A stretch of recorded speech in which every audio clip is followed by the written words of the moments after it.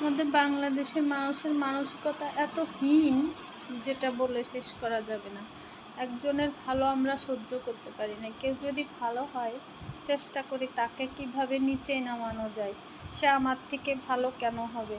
আমরা বাংলাদেশের মানুষ যারা বিত্তশালী আছে তারা যদি ঠিকঠাক মতো বাংলাদেশে জাকাত দেয়, ফেতরা দেয়, তাহলে গরিব মানুষগুলা বেঁচে যায়, গরিব থাকে না।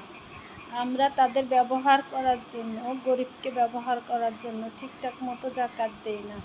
তারপরে কাউন্সিলে যাবেন, কাউন্সিলে যেটা আসে জনগণের জন্য, গরিব জনগণের জন্য পরিষেবা যেটা বরাদ্দ থাকে সরকারের, সে পরিমাণ যদি দেওয়া হয় আসলে কোনো দুঃখী মানুষের কষ্টই থাকে না ঠিকঠাক মতো দিলে। চেয়ারম্যানরা কি করে, বেছে বেছে তাকে কে ভোট দেবে